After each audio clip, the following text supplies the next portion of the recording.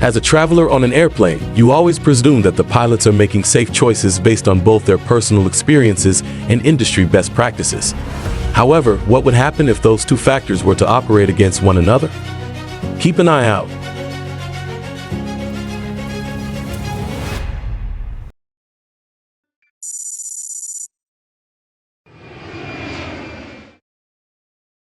Crew was preparing to fly Flight 736 back from Brazzaville, Republic of Congo, to Charles de Gaulle Airport in Paris on the evening of December 31, 2020.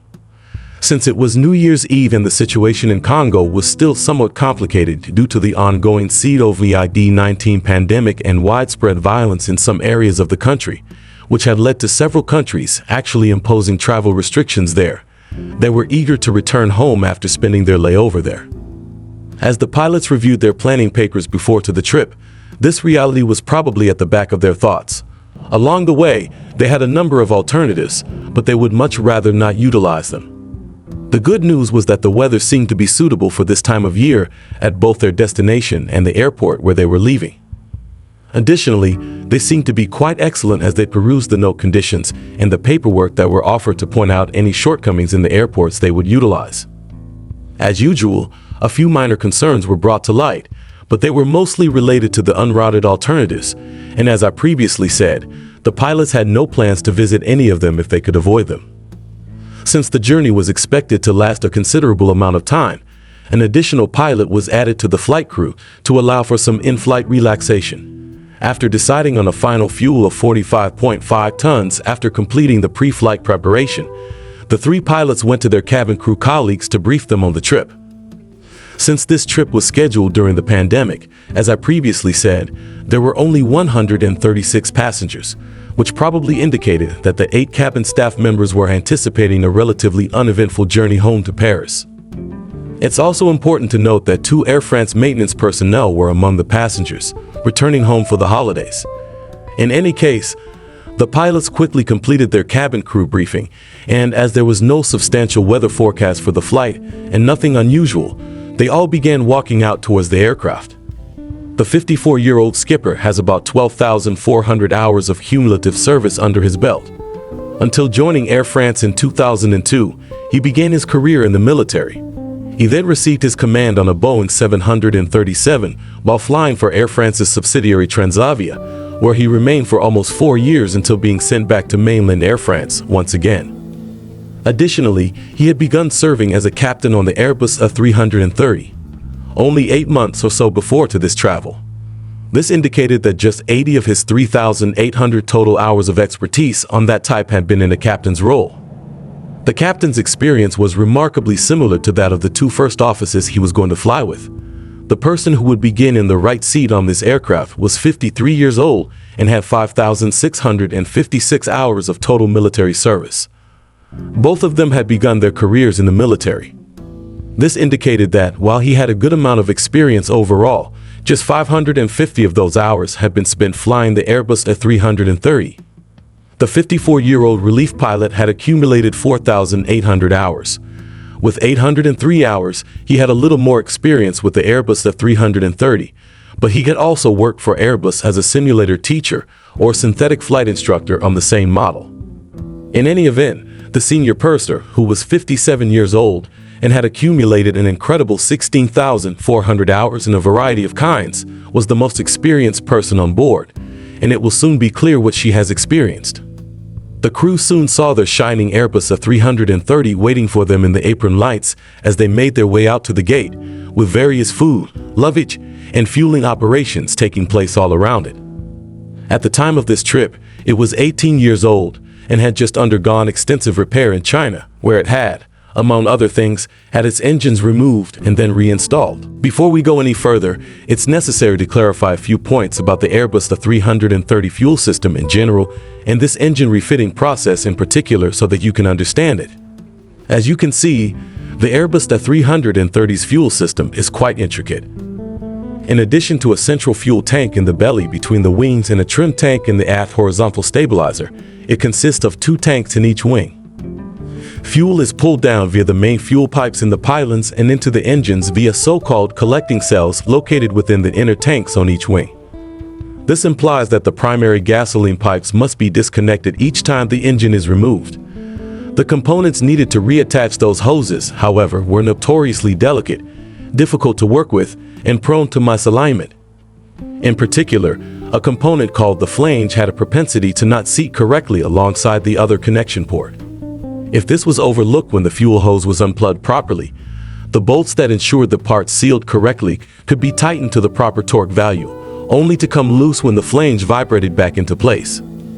However, as I said, this was a known issue, and as early as 2015, Airbus had brought attention to it in their aircraft maintenance handbook. And a revised version of the flanges, which was smaller and simpler to install, had really taken the place of the original ones. But replacing them all was not yet required. As long as the original flanges were still available, they may be utilized instead. It's also important to realize that a significant amount of tubing is needed since the aircraft is large and the many fuel tanks are situated throughout the aircraft. Controlling the precise location of the fuel at all times is clearly crucial, particularly during takeoff and landing, since the aircraft's center of gravity would be significantly impacted by many tons of fuel in, for instance, the horizontal stabilizer. For this reason, the Airbus A330 additionally has a device called the Fuel Control and Monitoring Computer, or FCNC. Additionally, this one automatically distributes gasoline across the various tanks based on the flying phase and fuel consumption. For instance, anytime the aircraft descends through flight level 255, the FCNC will initiate an automated fuel transfer from the inner tanks to the trim tank in the tail. During the descent, it will do a similar but inverted transfer. Under typical conditions, it will also periodically move gasoline between the center and wing tanks without the pilot's involvement. But it's crucial to realize that if pilots ever shifted engine master switch to off for one engine, for whatever reason, the fuel valves that provide gasoline to that engine would shut off, efficiently draining it of all the fuel. Keep it in mind. In any event, when these pilots got to the plane and packed their pilot bags into the cockpit, they most certainly weren't considering this. They had determined during the walkout that the captain would be pilot monitoring and the first officer would be pilot flying. When the plane was knocked down, the captain would be the first to take a nap, well established on the voyage, after which the relief pilot would take over. We do not yet know whether the captain or the replacement pilot conducted the walk around, but we do know that nothing unusual was seen. The technical record revealed no visible mechanical flaws, and the aircraft seemed to be in pristine condition from the exterior. As the cabin staff greeted the passengers, the pilots just proceeded to prepare their aircraft for takeoff. Everything went according to plan, and as soon as it was finished, Air France Flight 736 asked for a pushback and started to taxi out for takeoff. Following the completion of all checklists in accordance with normal operating procedures, the enormous Airbus A330 began to accelerate down the runway at time 21:13 when the first officer pulled the two thrust levers forward. Unbeknownst to the crew, however, something had begun to occur within the left-hand engine that would soon make life far more difficult.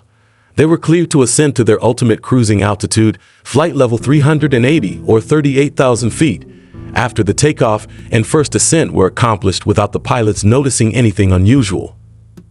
Now that they only had 136 people on board, they were quite light and could ascend to this altitude right away, doing so after just around 35 minutes of flying. The skipper launched his standard cruise jet after the aircraft leveled off at flight level 380. Filling up the flight plan, changing items like takeoff and off-block timings, and doing the initial fuel check are all tasks that the pilot monitoring often does. This check is carried out by confirming the amount of gasoline remaining in each of the several tanks and comparing the actual fuel consumption with the anticipated fuel consumption. After that, we do these fuel checks at least every 30 minutes throughout the trip, but also anytime we pass certain locations. We do these checks in order to ensure that any anomalies are identified early on and addressed. Naturally, monitoring our fuel consumption is crucial to ensuring that we can get at our destination with the bare minimum of margins possible, but it's also crucial since any notable departure from the anticipated fuel consumption might be a symptom of an imminent engine problem or an oil spill. Upon doing this first inspection, the captain promptly saw that around 1.4 tons of gasoline seemed to be missing. Even though this was clearly bad, he wasn't very bothered by it at the moment. You see, the position of the top of the climb often varies owing to unforeseen level offs, reroutes, and weather diversions, making the top of the climb fuel check infamously unreliable. That shouldn't be the case in this instance, however, since they had gotten a straight climb without any problems. The captain instead reasoned that if the aircraft was doing one of those gasoline transfers, a significant portion of the fuel may have been concealed within the fuel lines during the transfer and movement between the tanks. Thus, maybe the actual fuel amount was a little greater. He was thus not very concerned. Rather, he informed his co-workers of the problem, requested that they keep a careful eye on the fuel condition, and then returned to the crew bunk to begin his allotted rest hour. I would tend to agree with you if you believe that the captain's reaction seems a little odd. At this point, they would be in a great position to just turn back to Brazzaville to have the issue looked at, rather than continuing to fly north, since a 1.4-ton disparity is very significant. They were now short around 15 minutes of fuel, since an Airbus A330 typically uses 4 to 5 tons of gasoline every hour. However, based on his response, I assume the captain has seen such statistics before and had excellent cause to remain composed. They were eager to go home this evening, as I said. As it happened, he would not be able to spend much time in the crew bunk, because the captain's two first officers began examining the fuel issue after he departed, and they weren't happy with what they saw. The gap between the amount of gasoline they should have and what they really had grew with each passing minute, but they landed so they could summon the captain back.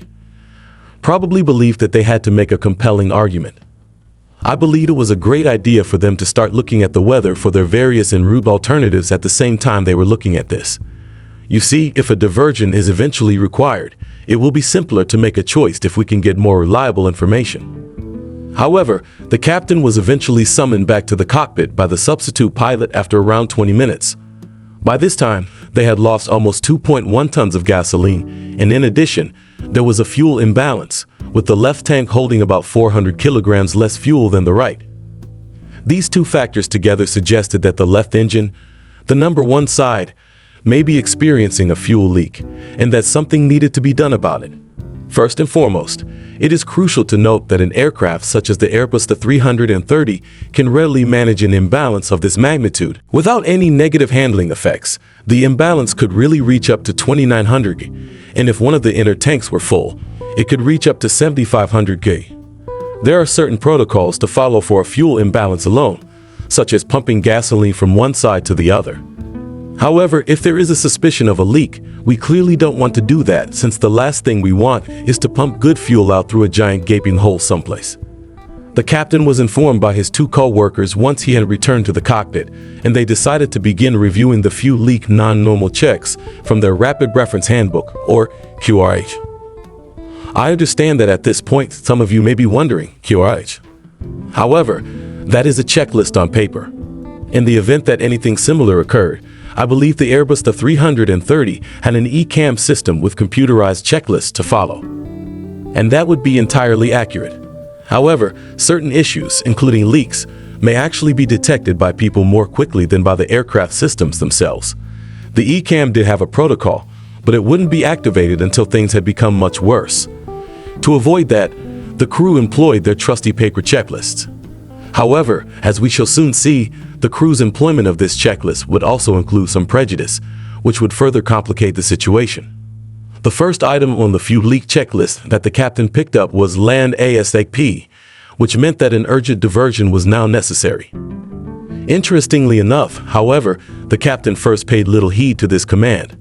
After allowing the captain to sleep in the crew bunk for 20 minutes in order to begin the checklist, they had already flown far enough from their original airfield that it was no longer a possibility. Rather, they were now around 250 nautical miles from the airport in Yaoundé, 520 nautical miles from Chad's N'Djamena Airport and in Cameroon, both of which were recommended as appropriate detours. However, the crew knew N'Djamena Airport a little better. As the crew proceeded through the checklist, it quickly gave them the order to turn off the engine on the side linked to the suspected leak. The time was now 22.14. The purpose of this checklist should perhaps be briefly explained at this point. The aircraft may potentially run out of fuel, particularly if the leak was discovered over an ocean or a desert, which is why it had begun by instructing the pilots to divert. Crucially, however, depending on the location of the leak, a gasoline leak may also pose a serious fire risk. Probably the worst emergency that may occur on an airplane is an unrestrained fire. There were several valid reasons for this checklist's prioritization at one point. Second, the checklist was designed to guide the team through a series of actions intended to pinpoint the precise location of the leak. Additionally, as I said at the outset, the gasoline would be isolated from an engine if it were turned off via the engine master switch. Therefore, the leak would be verified to be in that engine and could be ignored if it ceased when the suspected engine was turned off. However, if the leak persists, it could be possible to restart that engine.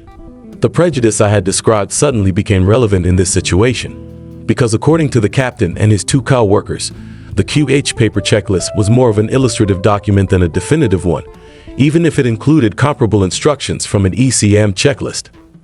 The captain thought that it was his right, not the checklist, to determine whether or not to turn off the engine. Additionally, his co-workers concurred and expressed a tremendous reluctance to turn off an engine. The real exercise was heavily focused on fuel preservation and the proper use of the checklist, and they had all gone through training scenarios in the simulator where they had rehearsed gasoline leaks. In those situations, the leak had always been pre-briefed in the classroom, not on the intricacies of a real-life situation. After considering their circumstances, the crew concluded that there was no issue with the amount of fuel. Despite this apparent leak, they had plenty of gasoline left and numerous options close by as they flew across Africa. To make matters worse, the captain was reviewing this checklist, and nowhere was it mentioned that these actions were also necessary to prevent a fire danger.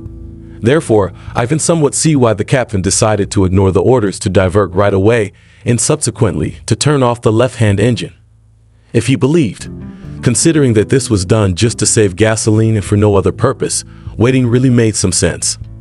The Airbus A330 single-engine service ceiling would have been closer to 26,000 feet with this weight, so they would have had to immediately descend before turning off the left engine, further restricting their options. Keep in mind that they were cruising at 38,000 feet when this occurred. While they were talking about it, the captain also said, "Well, if we choose to shut down the engine, this will be the start of something big." This suggested that he would much rather avoid this, and his two first officers seemed to agree at first. However, I want to be absolutely clear about one point here. There is a reason why the checklists and procedures we are provided are worded the way they are. They are produced by some of the most qualified and talented individuals that the aircraft manufacturers have managed to assemble, representing a wide range of professions, including engineers, pilots, human factors specialists, and attorneys. After that, they were put in a room with no stress at all and given the task of figuring out the safest way to handle a possible issue. They had to consider every conceivable factor, including how their advice would impact other systems, procedures, and safety regulations, but also, and this is very important, lessons from past mishaps and accidents. This is really the reason we have so many processes. We pilots can rely on this vast amount of information and pre-made decision-making when the chips fall down, knowing that we will be covered 99.9% of the time if we just follow these protocols. That does not, however, imply that we should not use our knowledge or expertise. Instead, by following these methods, we should be able to free up our brain ability to make the more important judgments that need to be made. If the procedures or guidelines don't work, we may then utilize our experience. Actually, this is precisely what the European Aviation Safety Agency, or IASA, advises pilots to do in their advice materials when they encounter circumstances for which there is no established protocol or instruction. However, it's noteworthy to note that Air France chose to modify that advice in this case. Instead, they had said in their manuals that pilots should improvise in order to get the safest outcome when confronted with the unpredictable. Do you see the little variation? Air France instructed its pilots to improvise when confronted with unforeseen problems, whereas IASA instructed its pilots to adapt after exhausting all available methods. Later, it was discovered that Air France may be pushing its pilots to be a little too eager to improvise outside of the rules, which might result in the situations we're going to see. In any event, I have no doubt that this crew would have been much more eager to follow the checklist if they could have seen what was really happening within their left-hand engine. The main fuel hose was not correctly installed following the aircraft's most recent engine overhaul, as I'm sure some of you have already guessed. However, it remained relatively tight for the 6 flights prior to this one until the flange probably dropped into place, causing the bolts holding it to become much looser. This allowed the highly pressurized fuel to begin spraying out through the connection. The connection had a drain installed around it that was meant to divert small amounts of leakage away from the engine below and out through a drain mast. However, the drain was too small to handle the massive amount of fuel that was now gushing out, so it began to flow out over the engine components below, which were heated to several hundred degrees. Thus, the fire triangle's fuel and heat components were finished. The only thing left to do was add just enough oxygen to the fuel combination to make it ideal for combustion and a possibly disastrous fire. In the cockpit, however, the plane continued to fly north at the same height. In order to attempt to visually detect the leak, the captain invited the two repair technicians to join them in the cockpit. They then returned over the wing with the replacement pilot. Unfortunately, they were unable to see anything since it was completely dark outside. The captain collected the most recent weather reports for Libreville, Yond, and Jamina while they were in the rear, and everything seemed to be in order. And as soon as the relief pilot returned, they began using a process called the foredeck decision-making model to determine what steps they need to follow. Foredeck is comparable to my organization's PWCI, an acronym used to provide structure to decision-making that I discuss in my leadership classes. It stands for factual information gathered, available options, risks, decision made, decision executed, and control or progress evaluation. This is a great approach to handling precisely these kinds of complex circumstances when there are several possibilities. The issue with this approach, however, is that it assumes that all relevant non-normal checklists have been accurately filled out before it is launched. Since not all facts are true, the factual information in the first section of foredeck cannot be filled correctly if that is not the case. For instance, in this instance, they need to be operating on a single engine at a reduced altitude with the gasoline leaks fixed if the checklist for fuel leaks had been finished. How? Yaoundé Airport, which was now the nearest alternative and had a good 3,400-meter runway available, should already be rechecking conditions and weather since the checklist explicitly specified to land ASAP. However, while searching for their key, the captain considered the many possibilities and hazards he saw and came to the conclusion that, although they did have a gasoline leak, they also had enough fuel to choose a desired diversion. Furthermore, he believed that the greatest danger was not the leak, but rather the need of diverting one engine and ultimately shutting down another. 12 minutes after the gasoline leak operation began, it was now 22:26, and the plane was still traveling directly north. At this point, the pilots began debating whether to detour to N'Djamena or Yaoundé, and all three agreed that N'Djamena had superior facilities, and one of them was a military presence near the airport, which they believed may improve security. It is important to remember that the period they were flying over was quite complex. However, Yaoundé was unquestionably closer and had good weather, including a lengthy, pleasant runway and a beautiful ILS approach.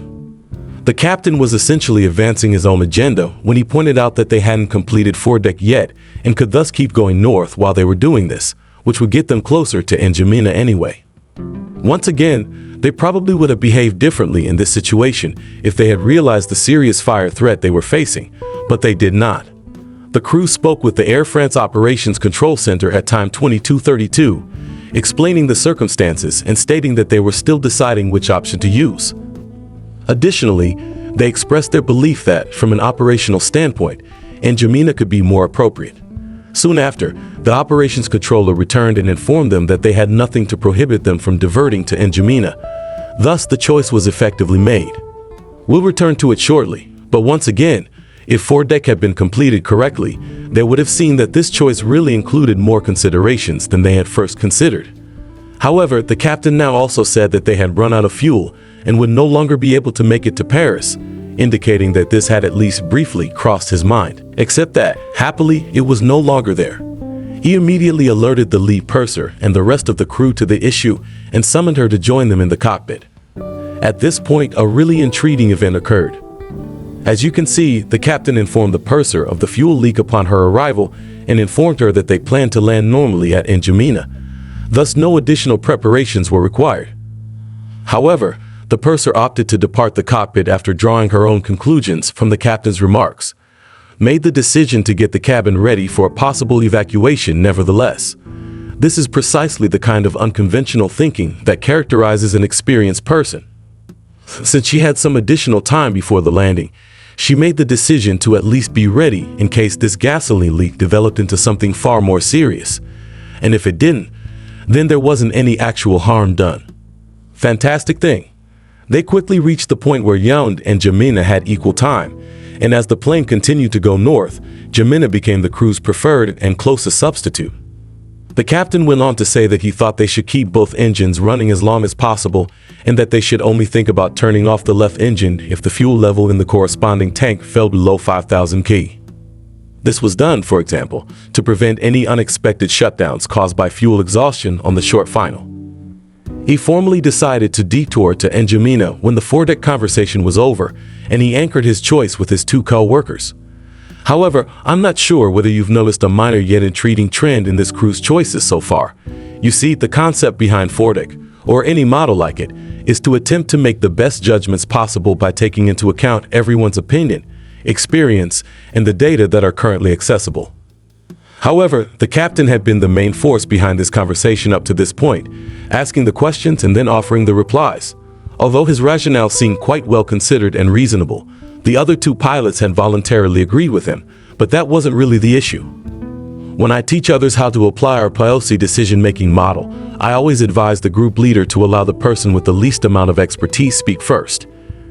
In this manner, individuals are able to express their perception of the danger and create their own opinions free from the potential prejudice that arises from listening to someone with more expertise speak first. This is not to say that they will always have the greatest answers, but sometimes they may genuinely raise an issue that the other members of the group hadn't considered, and that might significantly impact the remainder of the conversation. Using this instance as an example, the captain expressed his clear opinion that he did not want to divert or shut down the engine right away, and both of the first officers agreed.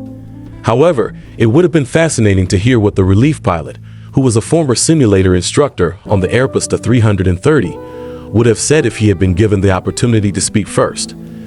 Anyway, the captain now called the area controller in N'Djamena and told him what was going on.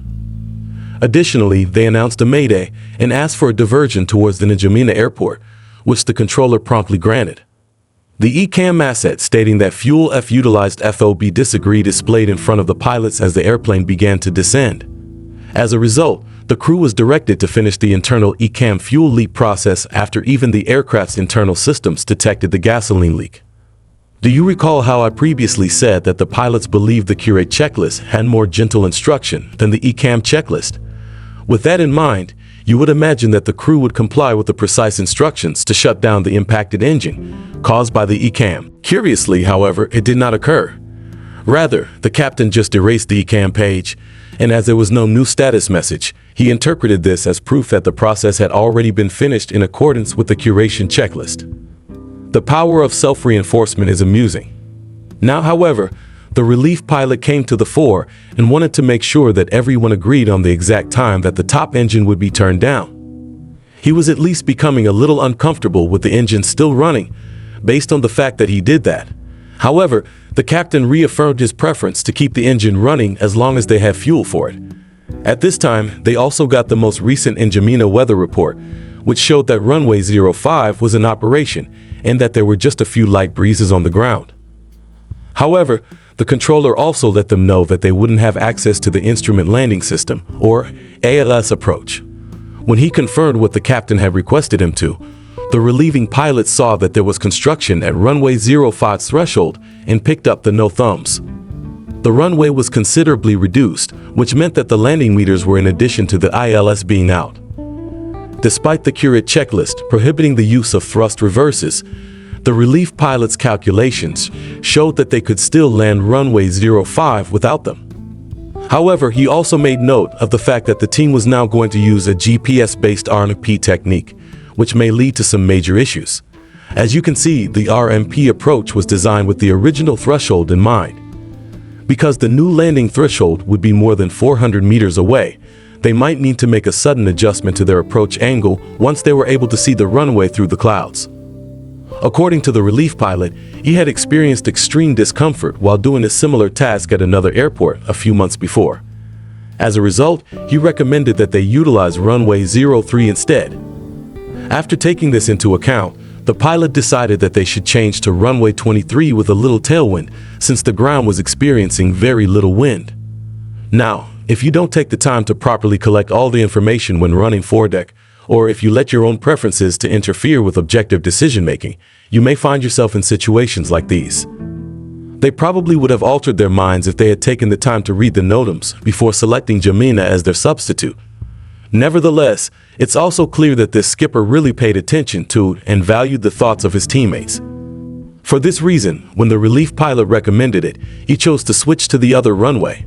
The potential for a very strong tailwind on the approach at this time of year was unfortunately another, more obscure issue with runway 23, one that was explicitly mentioned in the Air France route handbook. And even when the ground winds were described as being quite weak, that was still possible. The captain did allude to this as a potential danger, but he did not specify the extent of that threat. Rather, he began discussing the taxi phase. Said he intended to continue using the left engine until they had departed the runway. The captain quickly took over the controls as they descended further to give the first officer time to begin his approach briefing. As the first officer was getting ready for that, one of the maintenance engineers returned to the cockpit and told the captain that a visible fuel streak was now visible beneath the cowling of the engine number 1 exhaust nozzle. Although the captain thanked him for the information, he also said that it would not alter their course of action going forward, indicating that he was not entirely aware of the threat posed by the gasoline leak, which was now determined to be coming from the engine. Why am I rambling on about it then? In fact, there have been cases in the past when in-flight fires have resulted from gasoline leaks that were ignored. When an Airbus A319 experienced a fuel leak during takeoff from a UK airport in May 2013, the crew discovered the problem but chose not to stop it. As they approached Heathrow, they also began extending the flaps, which altered the airflow around the engine, allowing the fuel mixture to reach the ideal level and igniting a fierce fire. In this instance, the crew responded by shutting down the engine in accordance with the engine fire checklist, something the captain had also promised to do in the event of a fire. However, they were unable to control the fire until they had successfully landed and the firefighters were able to put it out. There have been many more incidents as well, so my argument is that as the aircraft lowers and begins to configure, the likelihood of a fire caused by a fuel leak rose significantly. They were not permitted to use the thrust reverses with the fuel leak since, in essence, any changes to the airflow within the engine or surrounding the leak may be sufficient to ignite a fire. The pilots then spoke about their perceptions of the approach's dangers after the first officer finished his approach briefing. The captain reiterated that his biggest threat was that they would have to shut down an engine during the approach, which could result in a single engine go around and possibly some additional holding. The first officer pointed out that he believed the biggest threat was a potential fire on the ground, indicating that the risk of a fire linked to a leak was undoubtedly on his mind. He then went on to say that the first officer, who was pilot flying, had the authority to decide whether to turn off the engine before approach, but he almost immediately reiterated that they had decided to keep it running, sort of posing a question and then responding to it himself. The first officer requested him to remind him of this off the landing in case he forgot, and the relief pilot then interrupted to tell everyone that they were not allowed to use reverses. Well, the captain said in response, "In the worst situation, you may just switch to idle reverse," as the relief pilot agreed that it's not even reverse thrust. However, it just served to highlight their lack of comprehension of the rationale for the procedure's writing. Even with little reverse thrust, turning on the reverses would change the engine's internal airflow and raise the risk of a fire starting. However, I must admit that the checklist might have done a better job of explaining this. They began prepping the aircraft for the approach because they were now approaching the airport. They were quickly turned over to the engine main approach controller while they were working on that, and at time 23:18, another ECAM warning, this time for fuel imbalance, appears. The crew was once again alerted to the necessity to shut down the top engine and the fuel leak checklist. This time, the captain examined the action items, but once again questioned if it would be risky to keep their engine running. Here, he added that the checklist included no mention of fire and that it didn't explicitly instruct him to shut it down, even though that's precisely what it did. That was true, but this statement suggests that he may have begun to question what was happening. The replacement pilot then joined in, stating that he did not believe that stopping the engine was such a horrible idea. He swiftly followed up by stating that because there was no emergency and they were in the air, it wasn't a terrible idea to keep it operating for the time being.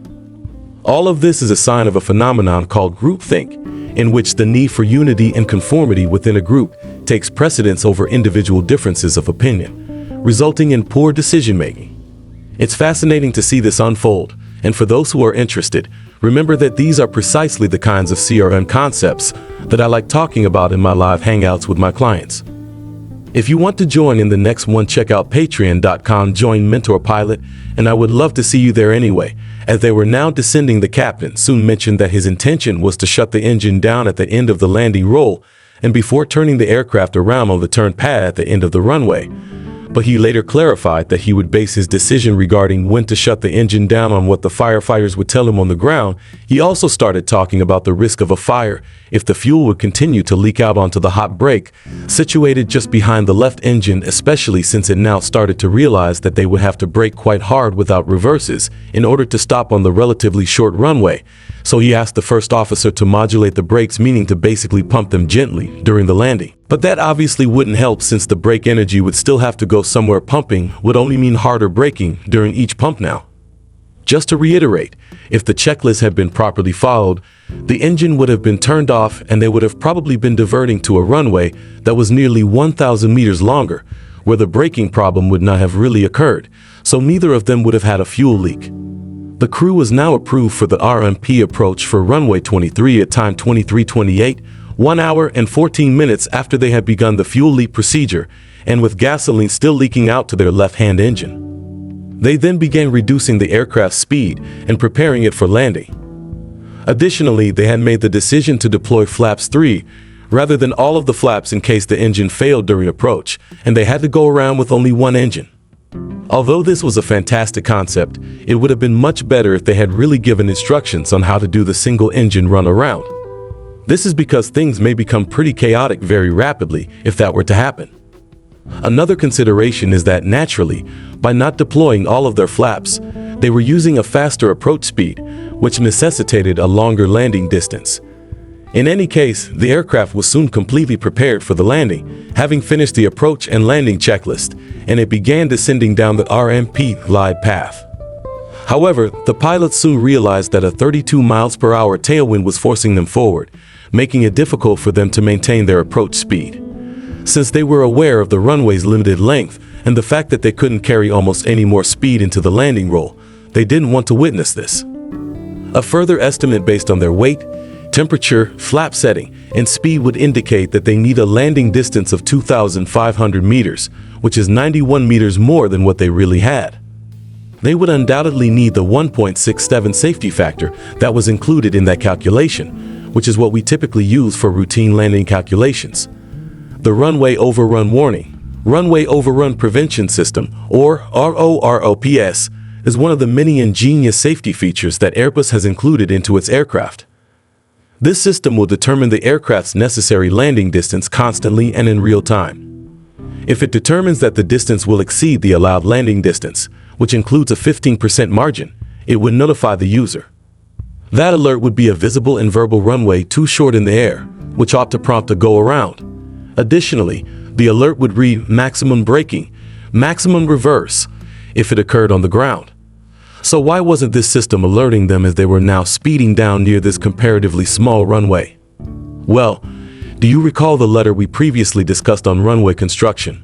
Yes, because the aircraft database was unaware of this. It believed it had 400 meters more available than it really had. During the last portion of the approach, the first officer performed a fantastic job of keeping the airplane steady, and the tailwind quickly decreased from 32 knots to less than 10. The aircraft eventually touched down at time 23:34, around 550 meters onto the runway, traveling at 150 knots, or approximately 8 knots faster than the approach reference speed. Since it had now recalculated the available distance and seen that it was rapidly reducing, the roll-rub system began crying out brake, max braking, and max braking practically instantly. As a result, the first officer disengaged the outside brake and steadily raised the brake pressure to its maximum, which instantly transferred all of the aircraft's massive kinetic energy into the brake discs. Just behind the jet fuel that was still gushing out onto the runway in a continuous stream. Short of the runway, The plane eventually managed to slow down to a near stop, but by the time it did, the brake temperatures had already reached 300 degrees Celsius. The captain intended to make a right-hand turn at the turn pad, and he wanted to utilize the then outboard left engine to accomplish it. The replacement pilot then recommended that they ultimately shut down the left engine. The pilot believed it was okay to boost the thrust above 40% and one on the now fuel-soaked left-hand engine in order to simplify the turn. But the fireman who had first watched the landing failed to see the gasoline stream that was following the aircraft. The scientist eventually concluded that the fuel concentration in the air inside the engine was probably so high that it effectively delayed the ignition, yet miraculously, this still failed to ignite the fuel. After the turn was finished, the crew eventually turned off the left engine that was leaking as the aircraft proceeded to taxi in. Later studies revealed that the aircraft had lost almost 5.3 tons of fuel throughout the flight and an additional 400 kilograms during the taxi in. At that moment, gasoline was still leaking out through the drain mast. The crew waited to depart until they were certain that an evacuation wouldn't be required and that firemen would be there, since the brake temperatures had soared to an incredible 600 degrees by the time the aircraft reached the parking gate. In order to reduce the possibility of the brakes setting the gasoline on fire, the firemen also began to mist the area underneath the left-hand engine with water. The most crucial factor was, of course, that everyone on board this airplane was safe in the end. However, I believe this was a great illustration of how complicated and disorganized things can get if pilots believe they can outwit their checklists. The final investigation swiftly concluded that the mismounted fuel line connection between the engine and the pylon was the root cause of the fuel leak. As a result, all Airbus A330 operators were advised to replace the flange with a new and better design as soon as feasible. In order to emphasize the fire danger, Airbus has revised the fuel leak cure rate checklist. Additionally, Air France released a safety-first alert, revised their guidelines for pilot training, included a new fuel leak simulation, and advised pilots to adhere to SOPs. Nevertheless, the BEA concluded their assessment by sending Air France a very critical letter reminding out that they had previously discovered that Air France pilots had willfully disregarded SOPs and checklists. According to their very last statement in the report, the BEA believes that Air France should re-establish procedural compliance as the core of the company's safety culture. This, coming from a national safety body, is a rather severe comment. Thanks for watching. If you enjoyed this video, don't forget to like, comment, and subscribe for more content. Catch you in the next one.